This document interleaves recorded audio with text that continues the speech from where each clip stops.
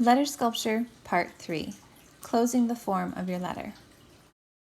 Today in class, you are going to close the form of your sculptural letter using poster board strips and masking tape.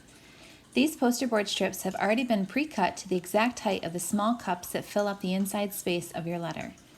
Start by cutting down a strip so that it's about the length of your letter. You're going to want to place it where you want it to be on your letter, and then using some masking tape to tape it down securely. Just tear the masking tape with your fingers. You could tear a bunch of strips of masking tape and then tape them to the edge of your table so that it's really easy to just pick up one at a time and tape it down. Use enough strips of masking tape so that the poster board edge fits snugly against your letter.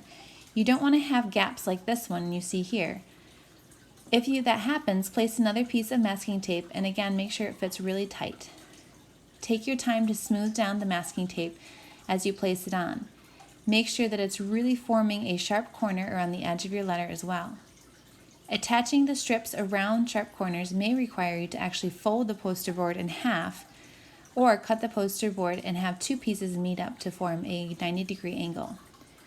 When connecting a new strip to continue on a smooth area or around a corner, overlap the poster board by either placing it underneath the previous one or on top.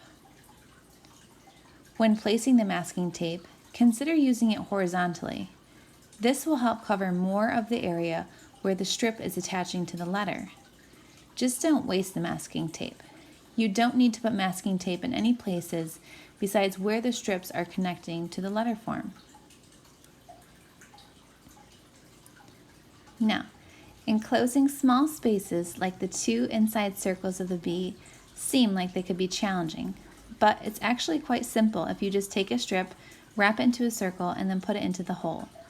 Then pull outward and tape your strip to the letter form. A problem that you might run into is feeling like the strips are too long for areas you're working with on your letter. Don't be afraid to cut pieces shorter. Sometimes shorter pieces are much easier to work with. My last piece of advice for you is to try to make sure that there are no visible holes or gaps where you can see into the letter. If you have some small gaps, don't worry too much because they will be covered up by the papier-mâché layer that we are going to start tomorrow.